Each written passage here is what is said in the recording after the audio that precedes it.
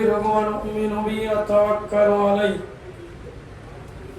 ونعوذ بالله من شرور أنفسنا ومن سيئات أعمالنا من يهده الله فلا مضل له ومن يضلل فلا هادي له وأشهد أن لا إله إلا الله وحده لا شريك له وأشهد أن محمدا عبده ورسوله أرسله الله بالهدى ودين الحق ليظهره على الدين كله ولو كره المشركون يا أيها الذين آمنوا اتقوا الله حق تقاته ولا تموتن إلا وأنتم مسلمون يا أيها الناس اتقوا ربكم الذي خلقكم من نفس واحدة وخلق منها زوجها وبث منهما رجالا كثيرا ونساء واتقوا الله الذي تساءلون به والأرحام إن الله كان عليكم رقيبا. أما بعد أعوذ بالله من الشيطان الرجيم بسم الله الرحمن الرحيم والسابقون الأولون من المهاجرين والأنصار والذين اتبعوهم بإحسان رضي الله عنهم ورضوا عنه أعد لهم جنات تجري تحتها الأنهار ذلك الفوز العظيم. اللهم صل على محمد وعلى آل محمد كما صليت على إبراهيم وعلى آل إبراهيم إنك حميد مجيد. اللهم بارك على محمد وعلى آل محمد كما باركت على إبراهيم وعلى آل إبراهيم إنك حميد مجيد. புகழ் அனைத்தும் எல்லாம் அல்ல அல்லாஹ் ஒருவனுக்கு உரித்தாகுக. சாந்தியும் கருணையும் அகில உலகத்தின் அருட்தூதர் நபி ஸல்லல்லாஹு அலைஹி வஸல்லம் அன்னவர்கள் மீதும் அவர்களின் குடும்பத்தார்கள் அவர்களை பின்பற்றி வாழ்ந்த உத்தம தோழர்கள் தோழியர்கள் முஸ்லிமான மூமினான ஆண் பெண் அனைவரும் சாந்தியும் கருணை உண்டாகட்டும். எல்லாம் அல்லாஹ் சுப்ஹானஹு வ தஆலா நம் எல்லோரையும் அவனுக்கு உரித்த அடியார்களாக அல்லாஹ் ஆக்குவானாக. நம்முடைய குற்றங்கள் குறைகளை எல்லாம் போக்கி நல்லடியார்களாக இந்த இம்மை வாழ்க்கை நல்ல வாழ்க்கையாக மறுமைக்குரிய வாழ்க்கையாக அல்லாஹ் ஆக்க வேண்டும். அத்தகைய சிறப்புக்குரிய பாக்கியத்தை அல்லாஹ் எனக்கும் உங்களுக்கும் தருவானாக. அன்பிற்குரியவர்களே, நபி ஸல்லல்லாஹு அலைஹி வஸல்லம் அவர்கள் வாழ்ந்த காலத்தில் அவர்களோடு பயணித்த அவர்களுக்கு உதவியாக இருந்த நபித்தோழர்கள் பற்றி ஒரு சிறிய விளக்கத்தை உங்களுக்கு நான் கூற ஆசைப்படுகிறேன்.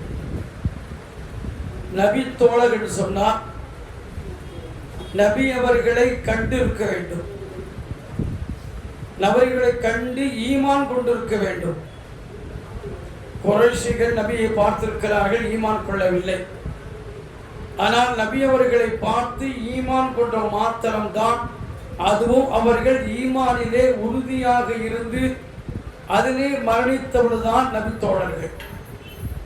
நபியுடைய காலத்தில் வாழ்ந்து ஈமான் கொண்டு நபி அவர்களை பார்க்காவிட்டால் அவர் சஹாபியின் அந்தஸ்து அவர்களுக்கு கிடைக்காது. ஆக நபி ஸல்லல்லாஹு அலைஹி வஸல்லம் அவர்களை விசுவாசம் கொண்டு அந்த உறுதியிலே அந்த விசுவாசத்திலே உறுதியாக இருந்து மரணித்தவர்களுக்கு நபி தோழர்கள் சஹாபி என்ற பட்டம் சிறப்பு அந்தஸ்து அவளுக்கு மாத்திரம்தான் உண்டு.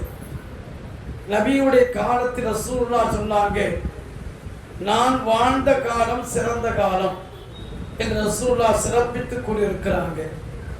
அது மட்டுமல்ல, அல்லாஹ் சுப்ஹானஹு வ தஆலா நபித்தோழரை பற்றி மிக அதிகமாக குர்ஆன் வசனங்களை இறக்கி இருக்கிறான். நபித்தோழர்கள்ல முஹாஜிரின் அன்சார் என்று இரு வகை உண்டு. முஹாஜிரின் என்று சொல்லக்கூடியவங்க நாட்டை மக்காவை விட்டு அகதிகளாக மதீனாவுக்கு குடியேறியவர்கள். அன்சார் என்று சொன்னால் அவர்களுக்கு இருக்க வீடு, அவர்களுடைய விவசாயத்தை இரு கூறாக பிரித்து அவர்கள் கொடுப்பார்கள். 2 மனைவி இருந்தால் உங்களுக்கு விருப்பமான மனைவி எடுத்துக்கொண்டு சொல்லி தலாக் கொடுத்து விட்டு இத்தா காலம் முடிந்த பிறகு அவன் நிக்கா செய்து வைப்பார்கள். இப்படி சகோதரர்களாக ரசூலுல்லாஹ் ஸல்லல்லாஹு அலைஹி வஸல்லம் உலகத்திலே ஒரு அழகான முன்மாதிரியை ரசூலுல்லாஹ் காட்டியிருந்தாங்க. அதாவது நாட்டை திறந்து போன முஹாஜிர்கள் அவர்களை அன்போடு அரவணைத்து தனியாக வைக்கல, அவங்களுக்கு தன்னுடைய வீட்டையே கொடுத்து அது உலகத்திலே மிக முன்மாதிரியாக வாழ்ந்து காட்டும் அன்சாரிகள். அன்சார் சொன்னால் நாசிர், நசர உதவி செய்தான், என்சுரு உதவி செய்வான், நசர உதவி செய்தல், நாசிர் உதவி செய்யக்கூடியவர்கள். அதில் பன்மை சஹாப் அஸ்கா அன்சாரிகள், அன்பு அன்சாரிகள் உதவி செய்தவர்கள் என்ற சிறப்பு பெயர் அவளுக்கு யாருக்கு உண்டு? மதீனாவை சார்ந்தவர் உண்டு. இந்த நபித்தோழர்கள் எந்த அளவுக்கு கஷ்டப்பட்டிருக்கிறாங்க. அதற்கு முன்னால அவங்க வியாபார ரீதியாக நல்ல வாழ்க்கை வாழ்ந்திருக்கிறாங்க, ஒரு வளமான வாழ்க்கை வாழ்ந்திருக்கிறாங்க. முறை தவறி நெறி தவறிய வாழ்க்கை அது. ஆனால் இஸ்லாத்தை ஏற்றுக்கொண்ட பிறகு அவர்கள் என்ன செய்தாங்க? மிக கடுமையான கஷ்டத்துக்கு ஆளாக்கப்பட்டார். அதுபோன்று யாருமே நிச்சயமாக கஷ்டத்துக்கு ஆளாக்கப்பட்ட வரலாறு கிடையவே கிடையாது. அந்த அளவுக்கு அவர்கள் கடுமையாக அடி உதை மிதி இப்படி சித்திரவதை இவர்களெல்லாம் தாங்கியவர்கள் தான் நபித்தோழர்கள். அத்தகைய சிறப்புக்குரியவர்கள் பற்றி பார்க்கின்ற பொழுது ரசூலுல்லாஹ் வல்லதீன் அல்லாஹ் சொல்ல பாருங்க, வஸ்ஸாபிகூனல் அவ்வலூன மினல் முஹாஜிரின் அன்சார், முஹாஜிரின் அன்சார் முந்தியவர்கள் என்று கூறி அல்லாஹ் சொல்லிவிட்டு வல்லதீன் அத்தபஊஹும் பிஇஹ்சானின், நல்ல காரியங்களை அவர்கள் பின்பற்றியவர்கள், ரலியல்லாஹு அன்ஹும் வ ரது அன்ஹு என்று அல்லாஹ்வே அழகா சிறப்பித்துக் அல்லாஹ் அவர்கள் மீது அன்பு கொண்டார், அவர்கள் அல்லாஹ் மீது அன்பு கொண்டார்கள் என்று அல்லாஹ்வே பாராட்டி சொல்லக்கூடிய வசனங்கள் நமக்கு தெளிவாக இருக்கிறன. அத்தகைய சிறப்புக்குரியவர்கள் நபித்தோழர்கள். ரசூலுல்லாஹ் அழகா சொன்னாங்க, நீங்க உங்கள ஒரு ஆள் ஒருத்தர் இந்த மலை இருக்கு இல்லையா, புகது மலை, அந்த மலை அளவுக்கு தங்கத்தை தர்மமாக செய்தாலும், அந்த மலை புகது மலை அளவுக்கு தங்கத்தை நீங்கள் தர்மமாக செய்தாலும் அந்த அளவுக்கு பிரமாண்டமாக இருக்கக்கூடிய தர்மம் என்னுடைய தோழர்களுடைய இரு கரங்கள் அவர் செய்த தர்மத்துக்கு ஈடாகாது, அல்லது ஒரு சிறங்கி ஒரு கையளவு அவர் தியாகத்துக்கு ஈடாகாது என்று ரசூலுல்லாஹ் சிறப்பித்துக் கொள்றாங்க. அப்ப நாம செய்யக்கூடிய தர்மம் மிக பெரும் மலையளவு இருந்தாலும், தங்கத்தை வெட்டி வெட்டி தர்மமாக செய்தாலும் கூட நபித்தோழர்கள் செய்த தியாகம், அவர் செய்த தர்மம் இந்த ஒரு சிறங்கை அளவு கூட ஈடாக அமையாது என்று ரசூலுல்லாஹ் மிக தெளிவாக சொல்லியிருக்கிறாங்க. ரசூலுல்லாஹ் ஸல்லல்லாஹு அலைஹி வஸல்லம் இந்த வானத்தை பார்த்து சொல்றாங்க, நட்சத்திரங்கள் இந்த வானத்திற்கு பாதுகாப்பாக இருக்கிறது, நான் என் நபித்தோழர்களுக்கு பாதுகாப்பாக இருக்கிறேன், என் நபித்தோழர்கள் இந்த சமுதாயத்திற்கு பாதுகாப்பாக இருக்கின்றார்கள். இப்ப இவங்க நீங்கும் போது, நட்சத்திரம் நீங்கும் போது வானத்திற்கு வாக்களிக்கப்பட்டு வந்துவிடும்.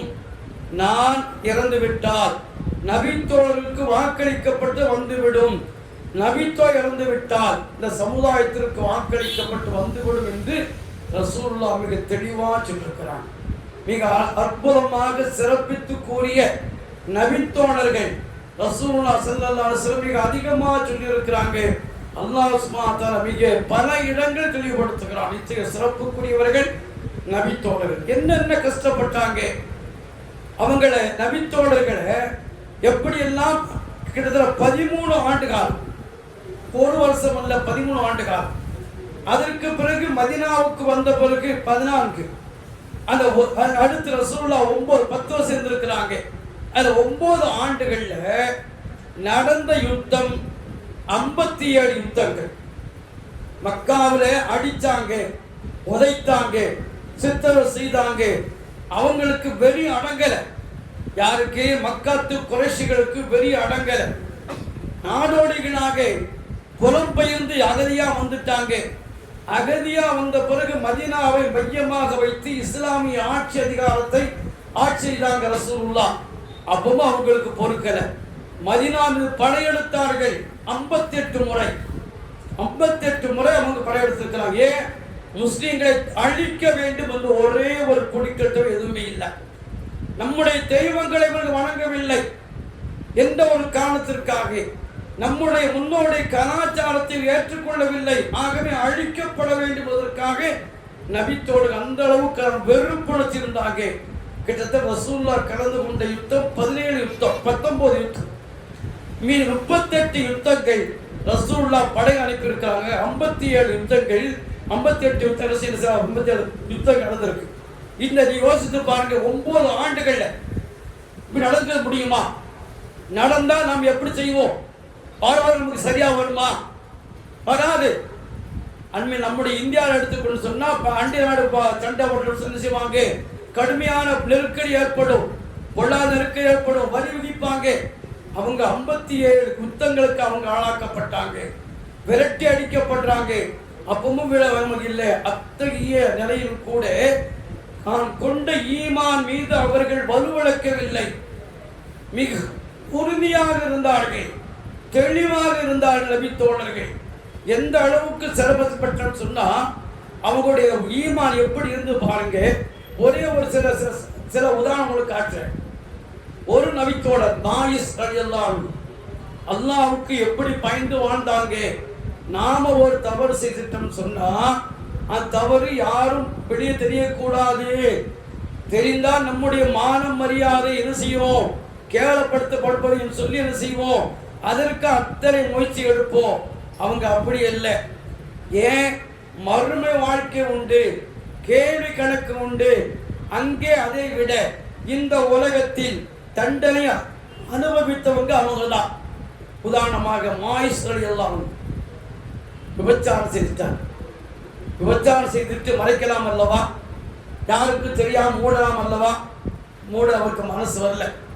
நபிட்ட வராங்க, யா ரசூலுல்லாஹ், நான் தண்டனைக்குரிய குற்றம் செய்து விட்டேன், எனக்கு தண்டனை தாருங்கள் யா ரசூலுல்லாஹ். ரசூலுல்லாஹ் என்ன செய்ய திரும்பிட்டாங்க. திரும்பி வாரார், நிற்கிறார். யா ரசூலுல்லாஹ், தண்டனை தாருங்கள், நான் என்னை சுத்தப்படுத்துங்கள், என்னை நான் மிக பெரும் தவறு செய்து விட்டேன்.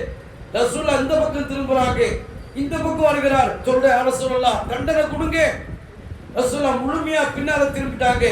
அப்பவும் சொல்றாரு, யா ரசூலுல்லாஹ், நான் தப்பு பண்ணிட்டேன், விபச்சாரம் செஞ்சுட்டேன், தண்டனை கொடுங்கிறார். அப்போ திரும்பி திரும்பி வரும்போது அதே வார்த்தை சொல்றாரு. ரசூலுல்லாஹ் சொல்றாங்க, அவருக்கு பைத்தியம் முடிச்சிருக்கான்னு கேட்கிறான். யார? மாயிஸை பார்த்து, உனக்கு பைத்தியம் முடிச்சிருக்கான் அப்படின்னு சொல்லி சஹாபி அழைச்சா வீட்டுக்கு போயிட்டு வாங்க, இவர்கள் என்ன கேட்டுவாங்கன்னு சொல்றாங்க. நேர வீட்டுக்கு போய் விசாரிக்கிறாங்க. மாயிஸ் எப்படின்னு கேட்கிறாங்க. இல்லாட்டானே அவங்க எந்த பிரச்சனையும் இல்லையே அப்படின்னு சொல்றாங்க. யார சொல்லலாம், வீட்டுக்கு போனோம், அங்க எல்லாம் விசாரிச்சாச்சு, மாயிஸுக்கு எந்த பிரச்சனையும் இல்லைன்னு சொல்லி. அப்ப ரசூலுல்லாஹ் மீண்டும் கேட்கிறாங்க, ஏதாவது மது இருந்திருக்கியா அப்படின்னு கேட்கிறாங்க. ஒருத்தர் சஹாபி எழுந்து கேட்டு வாய் ஊதுங்கிறாரு. இல்லை யார சொல்லலாம், மதுவாடை இல்லையே அப்படிங்கிறாங்க. இதுல பாருங்க, வீட்டு ரசூலுல்லாஹ் அதுக்கு முன்னாடி வீட்டுக்கு போங்கிறாங்க. வீட்டுக்கு போய் தீர்ந்துட்டு அவருடைய உள்ளம், நான் உபச்சாரம் புரிந்து விட்டேன், தண்டனை தாருங்கள் என்று வருகிறார். மீண்டும் வருகிறார். யார சொல்லலாம், நான் தண்டனை கொடுங்கிறாரு. தண்டனை தெரியுமா? கல்லறிந்து கொல்லப்பட வேண்டும். யோசித்து பாருங்க, யார் ஏற்றுக்கொள்வா? நம்ம கல்லறிந்து கொல்லப்பட வேண்டும், இதுதான் தண்டனை. கொடுங்கிறார். தைரியமா சொல்றார். சொன்னாங்க, ஒரு கல்யாணம் ஆயிடுச்சா? கல்யாணம் ஆயிடுச்சு. சரி, அப்படி விசாரிக்கும் தண்டனை கொடுக்கிறார். சஹாபாக்கள் கல்லா அடிக்கிறாங்க. அவர் ஓடுறாரு, வலி தாங்க முடியாம ஓடுறாரு. போய் துரத்தி அடிக்கிறாங்க. ஒருத்தர் அப்படி நிக்கிறாரு, ஒரு பெரிய கல்லத்துக்கு போடுறாங்க. இன்னா லில்லாஹி வ இன்னா இலைஹி ராஜிஊன். பாருங்க எத்தனை தியாக மனப்பான்மை இருக்கும், தியாக உள்ளம் பாருங்க. கல்லால் அழிக்கிறாங்க, கொல்லுங்க, நான் தவறு செய்து விட்டேன். எந்த உள்ளம் யாருக்கு வரும்? எந்த முஸ்லீமுக்கு வரும்? சஹாபாக்களுக்கு வந்து ஒரு பெண்மணி வருகிறார், கர்ப்பமா இருக்கிறார். யார சொல்லலாம், நான் விபச்சாரம் புரிஞ்சிட்டேன், அது பரிசு எனக்கு வயிற்றுல சுமை, நான் கர்ப்பமாக இருக்கிறேன் அவர் சொல்லலாம். தண்டரதாவுங்க ரசூலா பார்த்துட்டு சிறாங்க இருக்கேன். அவர் சொல்றா பாருங்க, வீட்டுக்கு போமான்ங்கிறான். நீ வீட்டுக்கு போ அப்படிங்கிறான். முடியாது, மாயிசை நீங்க வீட்டுக்கு அனுப்பினீங்களா?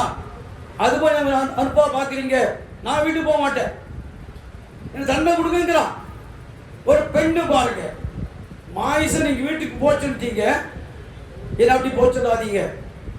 இஸ்லாமிய சட்டம் என்ன சட்டம், அல்லாஹ் சட்டம் என்னக்க சட்டம் தானுங்கிற பெண்மணி ரசூலுல்லாஹ் சொல்றாங்க, இந்த குழந்தையை பெற்று வாங்கன்னு சொல்றாங்க.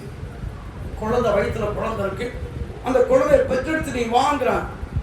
அந்த பெண்ணு பார்க்க குழந்தை பெற்றெடுத்த உடனே ஒரு துணியில மூடி குழந்தையை கொண்டு வந்து யாரும் சொல்லலாம், நான் குழந்தைய பெற்றுட்டேன், தண்டனை கொடுங்கிறான். ரசூலுல்லாஹ் சொல்றாங்க, அந்த குழந்தைக்கு இவன் தண்டனை வந்து இன்னைக்கு இறந்து போயிடுவே, இந்த குழந்தைக்கு யார் பால் விட்டான், போய் பால் ஊட்டி வான்னு சொல்றாங்க. அவன் மீண்டும் போறான், போயிட்டு வந்து பால் ஊட்டி சின்ன வயசுல அந்த பெண்மணி ஹிக்மத்தை பாருங்க, அறிவியாளத்தை பாருங்க. கையில ரொட்டி துண்டை கொடுத்துட்டு கூட்டுவாராம்.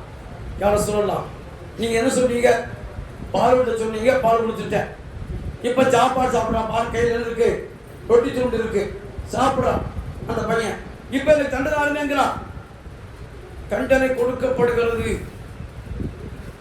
70 நபருக்கு, மதீனாவில் 70 நபருக்குள்ள பாவம் இப்ப பெண்மணி பெற்றுவிட்டார். ரசூலுல்லாஹ் தொலை வைக்கிறாங்க, ஆட்சேபிக்கிறாங்க, விபச்சாரம் முடிந்து விட்ட இல்லை. 70 நபர்களுடைய பாவம் மன்னிப்பு அந்த பெண்மணி, ஒரே ஒரு பெண்மணி ஈடான்னு சொல்றாங்க. அப்ப எந்த அளவுக்கு சஹாபாக்கள் தவறு செய்துவிட்டு, நான் மறைக்க விரும்பல, நான் அல்லாஹ்வை ஏற்றுக்கொண்டிருக்கிறேன், நான் ஒரு என்று ரசூலுல்லாஹ் ஏற்றுக்கொண்டு தண்டனை தாருங்கள் கேட்டவங்க நபித்தோழர்கள், தோழியர்கள். கொஞ்சம் உணவு கூட இல்லை, ஒரு யுத்தத்தில் கலந்து கொள்றாங்க. ஒரு பேரிச்சம்பளம், அந்த பேரிச்சம்பளத்தை எடுத்து இல்லை அடுத்த ஆளுக்கு இல்லை தப்பி கொடுக்குறாங்க பாருங்க. தண்ணியும் இல்லை, குடிக்க தண்ணி எதுவுமே கிடையாது. இதான் அவங்க வாழ்க்கை இருந்தது. அதே சமயத்தில் ரசூலுல்லாஹ் இன்னொரு ஹதீஸ் ஒன்று இருக்கு, நபித்தோழர்கள் முழுமையாக தன்னை உடுத்துவதற்கு ஆடை இல்லை, உடுத்துவதற்கு ஆடை இல்லை. நாங்கள் அமர்ந்திருந்தோம், எங்களிடத்தில் குர்ஆன் ஓதப்பட்டது, நாங்கள் குர்ஆனை கேட்டுக்கொண்டிருந்தோம், விளக்கத்தை கேட்டுக்கொண்டிருந்தோம். ரசூலுல்லாஹ் வந்துட்டாங்க, என்ன செய்றீங்கன்னு கேட்கிறாங்க. அப்போ சஹாபி சொல்றாரு, என் ஆடை வந்து எனக்கு போதுமான ஆடை இல்லை, அதாவது ஒருத்தர் பின்னால் உட்கார்ந்து இது செய்யறேன், நான் தெரியாத மாதிரி மறைச்சிக்கிட்டு உட்கார்ந்தேங்கிறாங்க. யோசித்து பாருங்க, வளமான வாழ்க்கைக்கு சொந்தக்காரங்க, அற்புதமான வாழ்க்கையை வாழ்ந்தவங்க, ஈமான் கொண்ட பிறகு வறுமை தரித்திர கோலம். முதல் கூட்டத்துக்கான வாங்க, மாற்று உடை இல்லை, ஒரு உடையில அவங்க என்ன சொல்லுவாங்க, முள்ள வச்சுக்கிடுவாங்க. ஒரு சஹாபி, சின்ன சஹாபி, 6 அல்லது 7 வயசு பையன் சொல்றார் பாருங்க, அப்துல்லா பின் அம்ர் என்ற சஹாபி சொல்றார், நாம் இருந்த பகுதி, தண்ணீர் இருந்த பகுதி மக்காவுக்கும் மதீனாவுக்கும் இடையில் உள்ள பகுதி. அப்ப சஹாபாக்கள் ரசூலுல்லாஹ் வந்த பிறகு வருவாங்க, இங்க தங்கி இருப்பாங்க, குர்ஆன் ஓதுவாங்க, நான் அதை அப்படியே கேட்டு மனனம் விட்டுக் கொள்வேன். யாரு? 6 வயசு அல்லது 7 வயசு உள்ள ஒரு சின்ன சஹாபி. அப்ப இஸ்லாம் வந்த பிறகு, அப்ப தொழுகைக்கு ஏற்பட வந்தபோது யார் அதிகமா குர்ஆனை மனனமிட்டாங்க என்று பார்க்கும், நான் தான் அங்க அதிகம் மனனமிட்டிருக்கிறேன், வேறு யாருமே என்னோட அளவுக்கு யாருமே மனனம் செய்யல அப்படின்னு சொன்னா என்னை தொலை வைத்து சொல்லிட்டாங்க. எனக்கு பின்னால மறைக்கக்கூடிய ருக்கு செய்தா பின்னால மறைக்க முடியாது, ஆடை விலை சின்ன ஆடை தான் விலைக்கு போகுது, அதனால ஒரு பெண்மணி வாங்கி எனக்கு கொடுத்தாங்க, எனக்கு மிகுந்த மகிழ்ச்சியா இருந்தது. இதுதான் அவங்க வாழ்க்கை. கொடுத்த உடை அதிகமாக இருக்காது, அவங்க வாழ்க்கை சாப்பாடு அதிகமாக இருக்காது. யுத்தத்துக்கு போறாங்க, சாப்பாடு வழி இல்லை, வழி இல்லாம காரணமாக நீங்க ரசூலுல்லாஹ்ட்ட போய் கேளுங்க, ரசூலுல்லாஹ் எப்படி இந்த ஒட்டகத்தை அறுத்தா பாப்பா சாப்பிடுன்னு சொல்லி. தண்ணி கிடைக்காம இல்லாம ஒட்டகத்துடைய பை உள்ள இருக்கும், தண்ணி உறிஞ்சக்கூடிய பை இருக்கு, அந்த பையை வந்து கிழிச்சு தான் தண்ணி குடிப்பாங்களாம். அந்த அளவுக்கு வாழ்ந்துக்கிறான். சஹாபாக்கள் வாழ்க்கை இல்லை, சத்திய சஹாபாக்கள் அல்லாஹ் மிக சிறப்பித்து கூறுகிறான். அந்த அளவுக்கு மிக அவங்க அத்தல்லாஹுலம் ஜன்னாத்தின் தஜ்ரி, தாலிக்கல் பௌசுல் அலிங்கிறான். குமுஸ் சாதிக்கும் அவன் உண்மையாள என்று அவனை அல்லாஹ்வை பாராட்டக்கூடிய சிறப்புக்குரியவர்கள் நபித்தோழர்கள். அத்தகைய அந்தஸ்துக்கும் சிறப்பும் அல்லாஹ்வுடைய அருளுக்குரியவர்கள் அவங்க தான், அவர் யாருமே கிடையாது. அவங்க ரசூலுல்லாஹ்வுடைய வாழ்க்கையில ரசூலுல்லாஹ்வோட பாடம் கற்றுக்கொண்டாங்க. ரசூலுல்லாஹ் அன்னைக்கு என்ன செய்தாங்க? வியாபாரத்துக்கு போக மாட்டாங்க, விவசாயத்துக்கு போக மாட்டாங்க. முறை வைத்து ஒரு ஆளை அனுப்பி ரசூலுல்லாஹ் கூட உட்கார்ந்து ரசூலுல்லாஹ் என்ன சொல்றாங்க அதை அப்படியே கேட்டு எங்களுக்கு சொல்லுங்க. இங்கு வந்தவங்க தான், அப்படி கேட்டவங்க தான், அவங்க சொன்னவங்க தான் நமக்கு ஹதீஸாக இன்றைக்கு இருக்கிறது. ரசூலுல்லாஹ் ஸல்லல்லாஹு அலைஹி வஸல்லம் ஆரம்பம் சொன்னாங்க, நான் சொல்லக்கூடிய விட்டு விடுன்னு சொன்னாங்க. அதற்கு பிறகு எழுதி வச்சாங்க. அந்த எழுதி வைக்கப்பட்டதுதான் ஹதீஸ் அஹாதீஸ் என்பதாக இன்று எல்லாருமே புகாரி, முஸ்லிம், திருமதி, அபுதாவுது, நஸஈ, இப்னு மாஜா, அஹ்மது, தாரகுத்னி, தாரிமி எல்லாமே அந்த சஹாபாக்கள் சொன்ன ரசூலுல்லாஹ்வுடைய வாழ்க்கையை அப்படியே சொன்னாங்க. அதான் நமக்கு வாழ்க்கை பாடமாக இருந்தது. அத்தகைய தியாகம் படைத்தவர்கள் நபித்தோழர்கள். அவருடைய வாழ்க்கையில யாருமே அவனை குறை சொல்லவே கூடாது. அல்லாஹ் ரசூலுல்லாஹ் சொன்னாங்க, யா அல்லாஹ் அல்லாஹும்ம ஃபக்ஃபிர் லில் அன்சாரில் முஹாஜிர், அன்சாரிகள் முஹாஜிரின் மன்னித்து விடுவாயாக. ரசூலுல்லாஹ் துஆ கேட்டிருக்கிறாங்க. நமக்கு கேட்கல, அவங்களுக்கு கேட்டிருக்கிறாங்க. அன்சாரிகளையும் முஹாஜிர் அழித்து விடுவாயா, அதாவது மன்னித்து விடுவாயாக என்று கேட்டிருக்கிறாங்க. ஏன் சொன்னா அன்சாரிகள் சிறப்பு மிக்கவர்கள், நாடோடிகளாக அகதியாக வந்தவர்கள் அரவணைத்தார்கள். அதே சமயத்தில் இன்னும் அன்சாருடைய சிறப்பு என்று சொன்னா மதீனாவில் வாழ்ந்த காலங்கள் 4 ஹலீஃபாக்கள் மதீனாவை சார்ந்தவங்க அல்ல. எங்களோட சம்பவம் நான் பார்க்குறோம். கிட்டத்தட்ட 15-18 வருஷத்துக்கு முந்தி அந்த பள்ளிவாசல் மஸ்ஜித் முபாரக் பள்ளிவாசலில் அப்போ நிர்வாகம் எங்கள்கிட்ட குறைவாக இருந்தது காரணமாக தென்காசி ஆட்கள் சேர்த்தோம். தென்காசி, அடுத்து ஏர்வாடி. அப்போது ஊரில் ஃபசாது யார்? ஏகத்துவவாதிகள் தான், மற்ற யாருமே கிடையாது. இந்த டிஎன்டிஜி சொல்றாங்க பாருங்க, இந்த ஏகத்துவவாதிகள் தான். வெளியூருக்காருக்கு என்ன வேலை, இங்க என்ன வேலை? சஹாபாக்கள் பாருங்க, அபூபக்கர் சித்திக் ரலியல்லாஹு, உமர் கத்தாப் ரலியல்லாஹு, உஸ்மான் ரலியல்லாஹு, அலி ரலியல்லாஹு. யாரு இந்த 4 யாரு? அவங்க யாரு? மக்காவை சார்ந்தவங்க தான். மக்காவை சார்ந்து மதீனாவில் ஆட்சி எப்படி இருந்தாங்க? எந்த சஹாபி ஆட்சேபிக்கல, மதீனத்து அன்சாரிகள் யார் ஆட்சேபிக்கல, ஏற்றுக்கொண்டார்கள். குடம் போட்ட தங்கங்களாக இருந்தார்கள். ரசூலுல்லாஹ் சொன்னது அப்படியே நிறைவேற்றினாங்க. ரசூலுல்லாஹ் சொன்னாங்க, நீங்க கோபப்படாதீங்க, நான் தர்மம் கொடுக்க கொண்டு போயிடுவாங்க, நீங்கள் என்னை கொண்டு செல்கின்ற வீட்டுக்கு என்று ரசூலுல்லாஹ் சொன்னாங்க. என்ற ஒரே ஒரு காரணத்திற்காக, எங்களுக்கு சொர்க்கம் வேண்டும் என்ற ஒரே ஒரு காரணம். வேறு இந்த உலகத்துடைய வாழ்க்கை தேவையில்லை, இந்த உலகத்துடைய ஆட்சி அதிகாரங்களுக்கு தேவையில்லை. மறுமை வாழ்க்கை எங்களுக்கு சொர்க்கம் வேண்டும் என்று கேட்டவங்க உலகத்திலே அவங்க தான், வேறு யாருமே கிடையாது. அந்த அளவுக்கு அவங்க சொன்னாங்க. பாருங்க, வரலாற்றை படிக்கின்ற பொழுது படித்து பாருங்க. சஹாபாக்களுடைய வாழ்க்கை மிக தெளிவான வாழ்க்கை, அற்புதமான வாழ்க்கை. அத்தகைய நபித்தோடு யாரும் குறை சொல்லவே செய்யாதீங்க. அப்படி குறை சொன்னால் நம்ம அல்லாஹ்விட பாவி ஆகிடுவோம். அத்தகைய நபித்தோழர்களை ரசூலுல்லாஹ் சொல்றாங்க, அன்சாரிகள் நன்மைகளை ஏற்றுக்கொள்ளுங்கள், தவறு செய்தவர்களை மன்னித்து விடுங்கள் ரசூலுல்லாஹ் சொன்னாங்க. ஆகவே சஹாபாக்களுடைய வாழ்க்கை வழிமுறை, ரசூலுல்லாஹ்வுடைய வாழ்ந்து காட்டிய வழிமுறையில் கொஞ்சம் கூட பேசாமல் தவறு செய்து விட்டால் உடனே தண்டனை கேட்டு வாழ்ந்தவர்கள், அப்படிப்பட்ட தியாகிகள். அவர்களை நாம் பின்பற்றி நல்ல காரியங்கள் பின்பற்றி வாழக்கூடிய நன்மக்கள் அல்லாஹ் சுப்ஹானஹு வ தஆலா என்னை உங்கள் ஆக்குவானாக.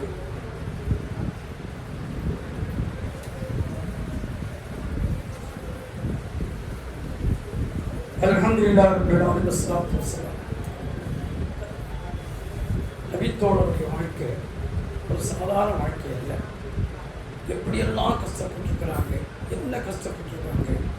இன்னும் பார்க்க சொன்னால் இஸ்லாத்தை எடுத்துக்காக வேண்டி அதை வரவேற்றவங்க மதீனத்தினுடைய அன்சாரி தோழர்கள். அவங்க சொல்றாங்க பாருங்க, 1 மாதம் முடிச்ச நேரம் ஆயிடுச்சு, மக்களால் விரட்டி அடிக்கப்பட்டு மக்கத்து மக்களால் விரட்டி அடிக்கப்பட்டு மலை பாதைகளில் சுற்றித் திரிகின்ற அல்லாஹ்வின் தூதர் ரசூலுல்லாஹ் அவர்களை நாம் எந்த அளவுக்கு விட்டு வைப்பது என்ற ஒரு கேள்வி அவங்க உள்ளத்தில் எழுந்தது. அதன் காரணம் ரசூலுல்லாஹ் அழைத்து சென்றாங்க. இஸ்லாமிய ஆட்சிக்கு அவங்க உத்தரவிட்டாங்க. அதுக்கெல்லாம் மூல காரணமே அவங்க தான். அத்தகைய சிறப்புக்குரிய மக்கள் தான் மதீனாவுடைய அன்சாரி தோழர்கள். ரசூலுல்லாஹ் மக்கா விட்டு போகும்போது அங்கே அதாவது ஹர்ரா என்ற பகுதியில் ஆண்களும் பெண்களும் வந்து ரசூலுல்லாஹ் வரமாட்டாங்களா, ரசூலுல்லாஹ் எங்கே காலிலிருந்து இருப்பாங்க, உச்சி வெயில் வரைக்கும் உட்கார்ந்து இருப்பாங்க, போயிடுவாங்க. இப்படி ஒவ்வொரு நாளும் ரசூலுல்லாஹ் பார்த்தாங்க. அது சொல்லிட்டு பார்க்குறாங்க. ரசூலுல்லாஹ் வந்த உடனே அதாவது சனியத்து விதா என்ற இடத்திலே பத்ரு ரசூலுல்லாஹ்வுடைய முகத்தை சொல்லுவாங்க. பத்ருக்குள்ள சந்திரன் உதயமாகிவிட்டது என்று ரசூலுல்லாஹ் புகழ்ந்து அந்த அளவுக்கு ஆண்களும் பெண்களும் மதீனத்துடைய தெருக்களில் அந்த அளவுக்கு மகிழ்ச்சி வெள்ளமா கரை போன்ற வாழ்க்கை இந்த மதீனாவுடைய வாழ்க்கையை வரலாற்றில் இல்லை. அத்தகைய சிறப்புக்குரிய நபி ஸல்லல்லாஹுடைய சபித்தோடர்கள் தான் வாழ்ந்தாங்க, தியாகம் செய்தாங்க. அதுபோல் நம்முடைய வாழ்க்கை ஏழ்மையாக வாழ வேண்டிய அவசியம் இல்லை. அல்லாஹ்ட்ட கேளுங்க, பலமான வாழ்க்கை கேளுங்க. இஸ்லாம் அல்லாஹ்வை மறந்து விடாதீர்கள், தூதரை மறந்து விடாதீர்கள். இஸ்லாமிய வாழ்க்கை வாழ்ந்து நம்முடைய உலகத்தில் சிறந்தவர்களாக வந்தவர்களாக வாழ்ந்து மறைய வேண்டும். இறைகள் பெற்று வாழ வேண்டும். அத்தகைய சிறப்புக்குரிய பாக்கியத்தை அல்லாஹ் சுப்ஹானஹு வ தஆலா எனக்கு உங்களுக்கு தருவானாக. வஆஹிரு தஅவானா அல்ஹம்துலில்லாஹி ரப்பில் ஆலமீன். அஸ்ஸலாமு அலைக்கும்.